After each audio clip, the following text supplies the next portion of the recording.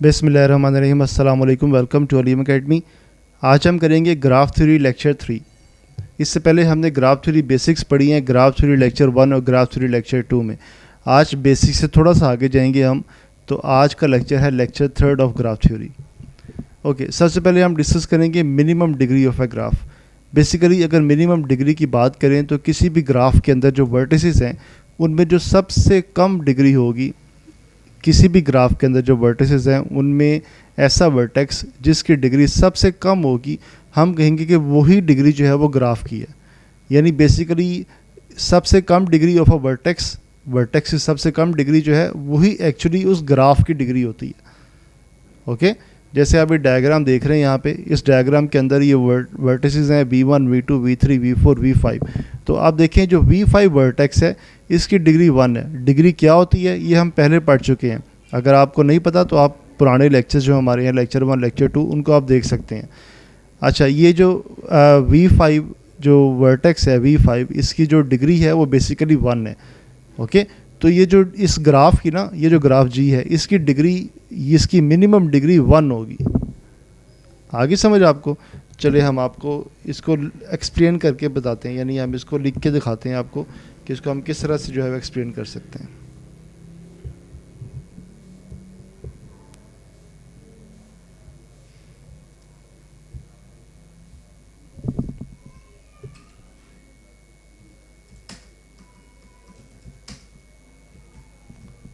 The minimum degree of a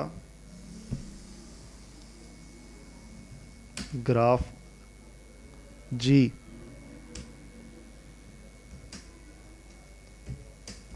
is the minimum degree among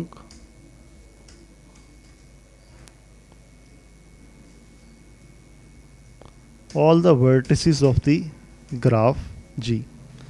यानी कि graph की जो मिनिमम डिग्री है वो बेसिकली उसमें जितने भी वर्टिसेस आ रहे हैं उन सब की मिनिमम डिग्री जो है, उन सब की जो डिग्री है उसमें जो सबसे कम डिग्री है वही उस ग्राफ की डिग्री होगी।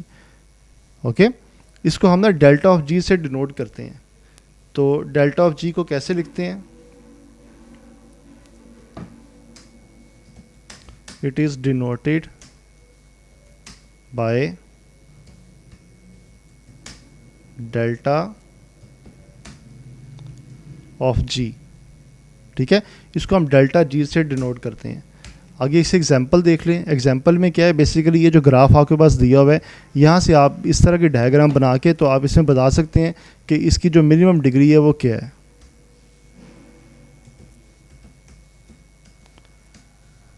बल्कि हम यहाँ पे डायरेक्ट लिख देते हैं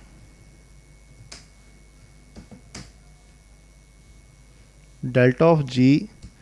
इस डायग्राम के अंदर डेल्टा ऑफ जी जो है वो क्या होगा, इससे पहले आप थोड़ा सा लिख दें यहाँ पे कि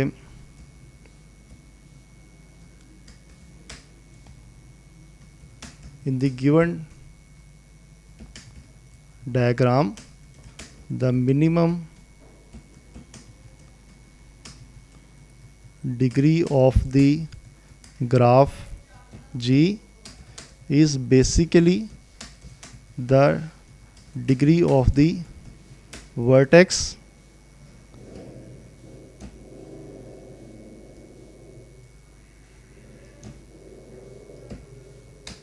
V5। वर्टिसेस को आप कैपिटल लेटर से भी डिनोट कर सकते हैं, स्मॉल लेटर से भी डिनोट कर सकते हैं। स्मॉल लेटर से डिनोट करें तो बस ज़्यादा बेहतर है। ओके, तो जो बेसिकली जो V5 वर्टेक्स की जो डिग्री है वही इस ग्राफ G की डिग्री होगी। तो V5 की डिग्री 1 है, तो इस ग्राफ की जो मिनिमम डिग्री है ना वो बेसिकली 1 आ जाएगी। ओके,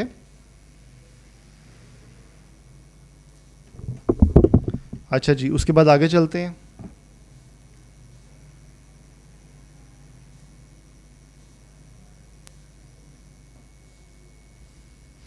आगे है maximum degree of a graph. तो जैसे ऊपर हमने पढ़ा है मिनिमम डिग्री, उसी तरह से मैक्सिमम डिग्री है। मैक्सिमम डिग्री में क्या होगा कि अगर मिनिमम डिग्री जो है वो किसी भी ग्राफ में जो सबसे कम डिग्री है किसी वर्टेक्स की, वो मिनिमम डिग्री है, तो मैक्सिमम डिग्री इसके ऑपोजिट हो जाएगा। किसी भी ग्राफ के अंदर जो वर्टिसेस की सबसे ज़्यादा डिग्री होगी जिस वर्टेक्स की, वही डिग्री उस ग्राफ की होगी, और उसको हम स्मॉल डेल्टा से डिनोट करते हैं, इसको कैपिटल डेल्टा से डिनोट करेंगे। तो चलिए इसकी भी डेफिनेशन हम यहाँ पे लिखते हैं।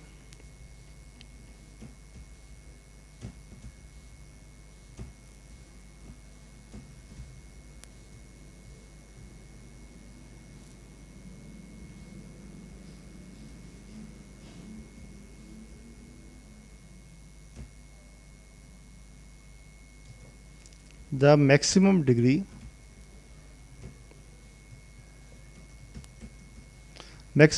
of the graph G is the maximum degree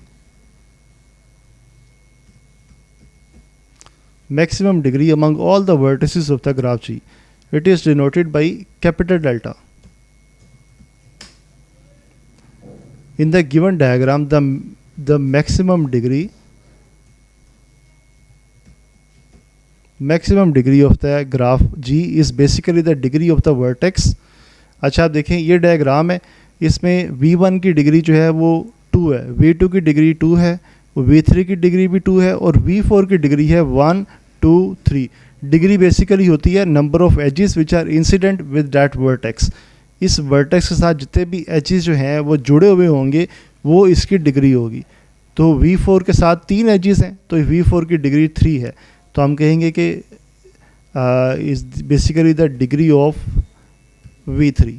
okay, और यहाँ पर देखें तो ये आ जाएगा डेल्टा ऑफ G जो है उसकी कितनी डिग्री है, 1 2 3, तो ये आ जाएगा 3। ठीक हो गया जी, ये आपके पास जो है इसका आंसर आ गया, एग्जाम्पल भी हो गई इसकी। अच्छा अब एक फार्मूला छोटा सा हमारे पास होता है, वो हम मैं यहाँ पे लिख दूँ कि बेसिकली ये सभी ग्राफ्स के लिए जो है वो एग्जिस्ट करता है। तो वो फार्मूला क्या है कि जो ज़ीरो है ना, ज़ीरो वो हमेशा less than and equal to होगा किसी भी ग्राफ की मिनिमम डिग्री से। ओके, और ये जो मिनिमम डिग्री है ये less than and equal to होगी किसी भी ग्राफ की मैक्सिमम डिग्री से। ये हम सिर्फ एक पर्टिकुलर ग्राफ की बात कर रहे हैं, कोई भी एक ग्राफ ले लें उसके अंदर ये सारी कंडीशंस होल्ड करेंगी। और ये सारा कुछ जो है यानी मैक्सिमम डिग्री जो है ये अगर उस ग्राफ के n वर्टिसेस है ना, तो उस वर्टिसेस में से एक कम के बराबर होगी। तो हम यहाँ पर लिख सकते हैं less than and equal to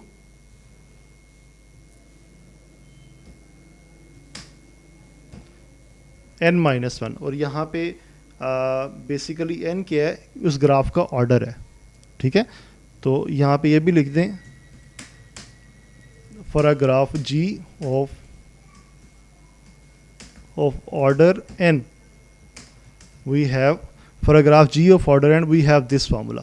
तो कोई भी ग्राफ जिसका ऐसा ग्राफ G जिसका ऑर्डर n होगा उसके लिए ये फार्मूला एग्जिस्ट करता होगा। ओके, चलें जी आगे चलते हैं। उसके बाद है ट्रिवियल ग्राफ। ट्रिवियल ग्राफ एक ऐसा ग्राफ होता है जिसमें बेसिकली जो ग्राफ है उसका ऑर्डर 1 हो, यानी कि हम कह सकते हैं graph with exactly 1 vertex. A graph with exactly 1 vertex is called a trivial graph. Okay, यानी जिसमें उसका जो है वो ऑर्डर 1 हो वो ट्रिवियल ग्राफ होगा। अ ग्राफ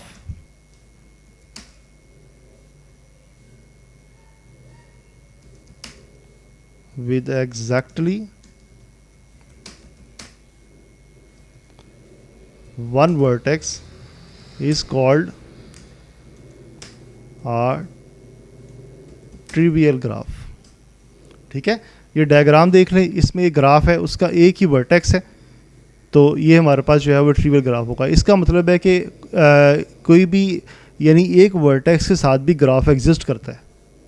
ओके, ये ग्राफ थ्योरी के ऑब्जेक्टिव क्वेश्चंस में ये क्वेश्चन आ सकता है कि अगर कोई एक वर्टेक्स हम ड्रॉ करें तो क्या वो ग्राफ होगा या नहीं होगा।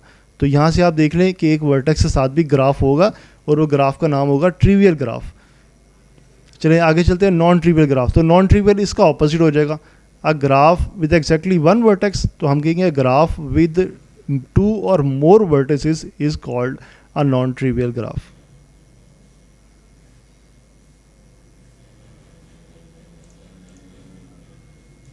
A graph with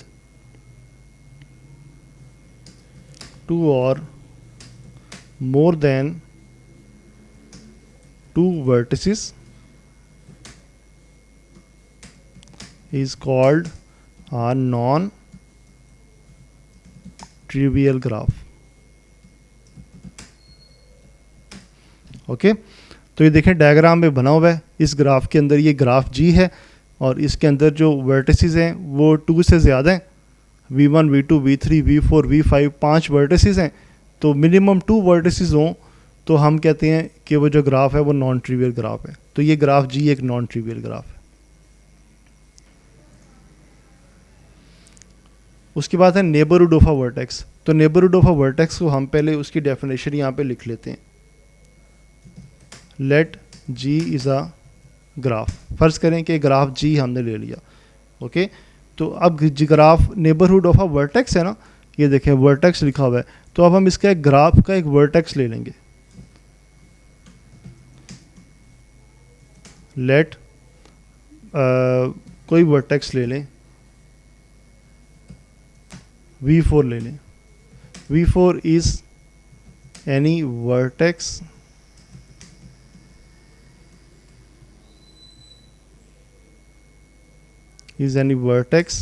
in the graph G। ठीक हो गया, तो v4 जो है वो हमने इसका एक वर्टेक्स ले लिया। अच्छा जी, अब होगा क्या कि जो नेबरहुड है ना, जो नेबरहुड है v4 का, किसी भी वर्टेक्स का हम निकाल सकते हैं। ओके हम फर्ज करें v4 का निकालते हैं।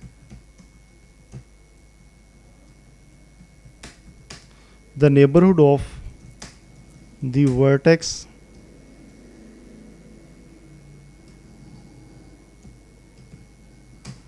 v4, the neighborhood of the vertex v4 वो बेसिकली सेट ऑफ वर्टिसेस होगा उन वर्टिसेस का जो कि उस v4 के साथ एडजेसेंट है। So the neighbourhood of the vertex v4 is the set of those vertices which are adjacent to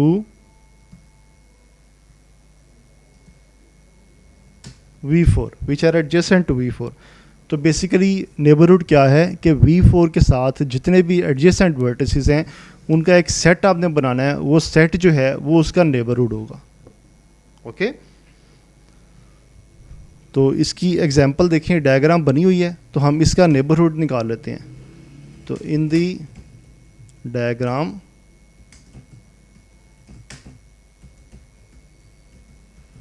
hood of the vertex v4 is, अच्छा neighbourhood of the vertex v4, तो vertex v4 का जो neighbourhood है वो basically एक set आ जाएगा, तो आप उसको सेट की फॉर्म में लिख लें।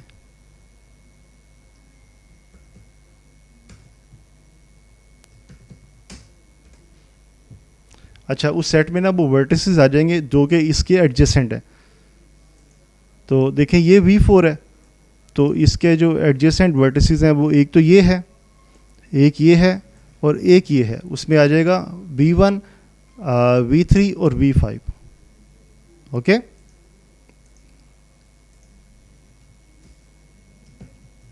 v1 v3 v5 ले जी, ये इसका जो है वो नेबरहुड आ जाएगा। ठीक है, समझ आ गई आपको? अच्छा इसको हम ना इस तरह से भी लिख सकते हैं कि जैसे आपने नेबरहुड है तो आप इसको ना, नेबरहुड ये v4 का है, तो आप इसको n ऑफ v भी लिख सकते हैं, ऐसे n ब्रैकेट लगा के, तो आगे ऐसे n ऑफ v4। ठीक है, जिस वर्टेक्स का आपने निकालना है, n stands for neighbourhood, neighbourhood of the vertex v4 वो ये आ जाएगा। ठीक है, मैथमेटिकली हम इसको ऐसे लिख सकते हैं। चलें जी आगे चलते हैं जी, इक्वल ग्राफ्स। अच्छा दो ग्राफ्स जो हैं वो इक्वल तब होते हैं, चलें पहले इसकी डेफिनेशन लिख देते हैं हम। Let G and H are two graphs. ठीक है, हमने दो ग्राफ्स ले लिए जी और एच।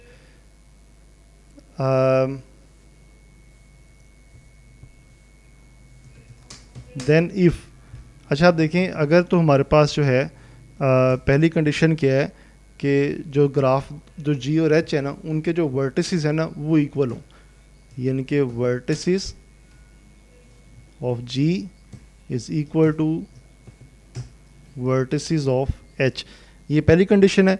और दूसरी कंडीशन हमारे पास ये है कि उन दोनों के जो एजेस है ना वो भी इक्वल हों।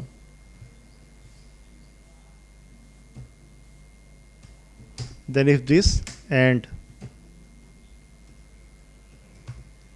As of G is equal to edge of H, तो फिर हम कहते हैं कि जी और एच जो है ना वो दोनों ग्राफ जो है वो इक्वल है। तो इसके अलावा जो है, यानी हम कह सकते हैं कि इनकी जो कार्डिनैलिटी है और जो इनकी जो शेप है बेसिकली वो सेम होनी चाहिए। यानी कि सिंपल आप मैथमेटिकली ये याद रखें कि उनके वर्टिसेस भी सेम हो और उनके एजेस भी सेम हो, तो हम कहेंगे कि जो दोनों ग्राफ हैं जी और एच वो दोनों इक्वल हैं। ठीक हो गया। अच्छा जी, उसके बाद आ गया हैंड शेकिंग लेमा, बहुत ही इंपॉर्टेंट जो है वो थ्योरम है हैंड शेकिंग थ्योरम। तो अभी हम इसको एक्सप्लेन करने जा रहे हैं। सबसे पहले हम इसकी जो है वो स्टेटमेंट लिखते हैं।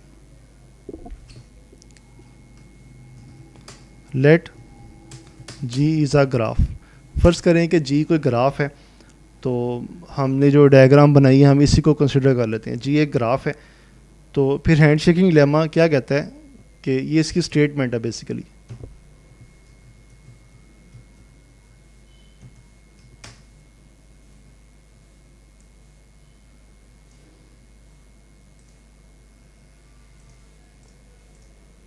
अच्छा जी, let G is a graph, तो अब इसका हम एक ग्राफ है और उसके अलावा जो ग्राफ में चाहिए ना उसका साइज़ चाहिए। साइज़ बेसिकली होता है number of edges in a graph, and let M is the size of the graph G. Graph G ले लिया और एम उसका साइज़ ले लिया। आप ऐसे भी कह सकते हैं कि let M is the size of a graph G. इसका आप शॉर्टकट बना सकते हैं, लेकिन मैं इस तरह से आपको एक्सप्लेन कर रहा हूँ कि आपको जो है वो समझने में आसानी हो, आप इसको आसानी से समझ जाएँ, फिर आप अपनी ज़ुबान में भी इसको लिख सकते हैं।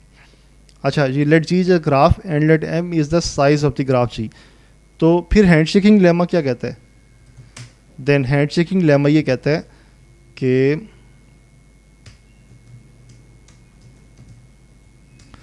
कि अगर आप साइज़ का ट्वाइस लो ना, यानी कि आप 2m करो, ठीक है, 2m करो या 2 इंटू एजिज़ ऑफ ई, हर बुक में अलग अलग तरीके से ये लिखा हुआ है।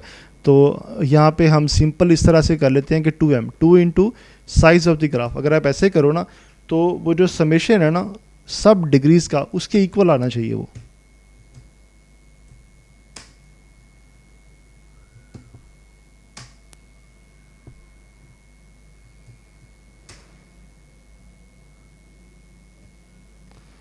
ओके,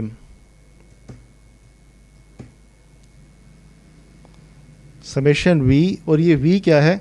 ये बेसिकली जो है ना v कोई वर्टिसेस का कोई वर्टेक्स है, तो यानी वर्टिसेस के अंदर से जो है वो कोई वर्टेक्स है। ओके, ये देखें अब आपको सही तरह से दिखाई दे रहा होगा। ये देखें 2m यानी 2 into size of the graph, अगर हम ऐसे करें तो वो इक्वल आना चाहिए sum of the degree of all the vertices. ये v का मतलब है कि degree of all the vertices, सारे वर्टिसेस की डिग्री के इक्वल आना चाहिए। ओके, ठीक हो गया। तो इसका अगर आप प्रूफ करें ना, तो प्रूफ तो इसका हम जो है वो सिर्फ इंग्लिश ही होगी, तो लेकिन जब हम इसकी एग्जांपल करेंगे ना तब आपको सही समझ आएगा। अच्छा जी, प्रूफ में हम इसके ये लिख लेते हैं कि देखें कोई भी जो एज है ना, edge an edge is incident with exactly 2 vertices. सीधी सी बात है, कोई एक एज ले लें, जैसे ये एज ले लें, तो ये हमेशा 2 वर्टिसेस के साथ ही इंसिडेंट होता है। एक ये वर्टेक्स v5 है, दूसरा वर्टेक्स v4 है। कोई भी एज ले लें, ये वाला एज ले लें, तो ये v3 और v4 दोनों के साथ जो है वो जो इंसिडेंट है दोनों के साथ अटैच है। ओके, तो अच्छा, ये क्लियर है यहाँ तक कि कोई भी जो एज है वो हमेशा दो वर्टिसेस के साथ अटैच होता है, ठीक है। So when we add the degree of the vertices, when we add the degree of the vertices, each vertex contributes twice.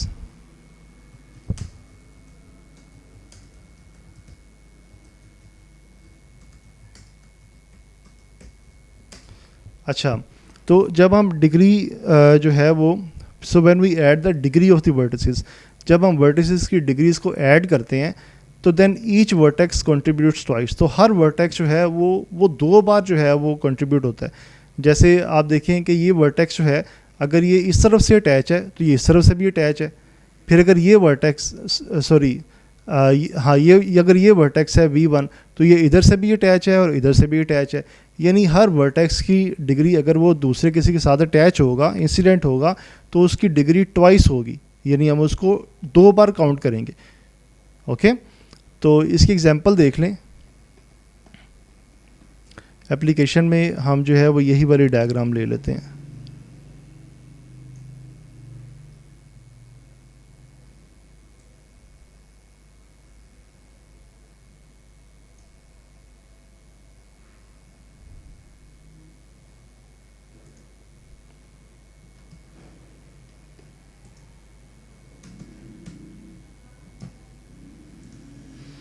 अच्छा जी, ये देखिए, अब इसकी एप्लीकेशन हम करते हैं।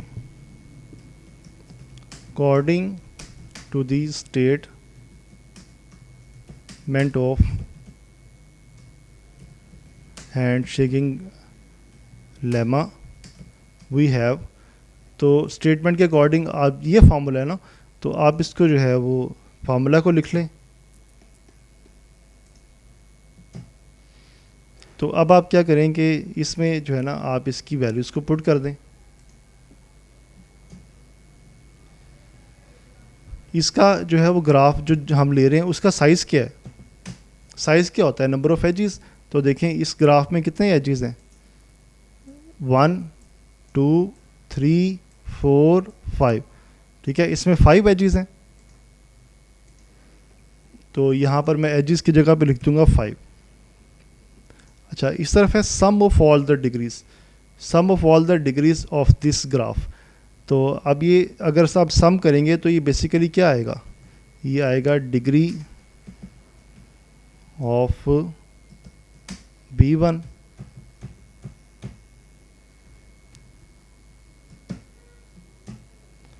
और डिग्री ऑफ V2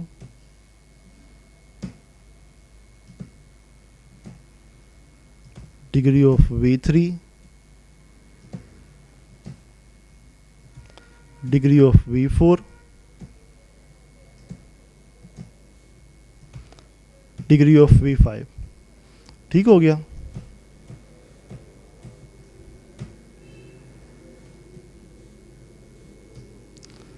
अच्छा जी, अब हम इनकी डिग्रीज को प्लस कर देते हैं।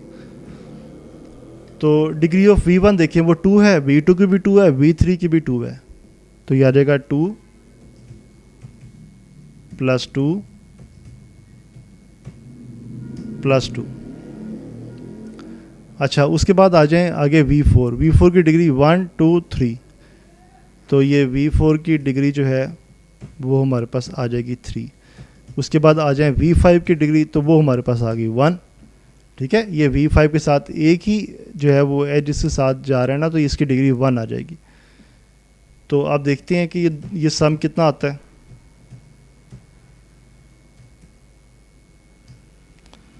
तो देखें ये 2 + 2 + 2 4 6 6 3 9 एंड 9 1 10, तो 5 2 सा क्या होता है, 5 2 सा भी होता है 10। तो देखें जी दोनों साइड्स इक्वल आ गई।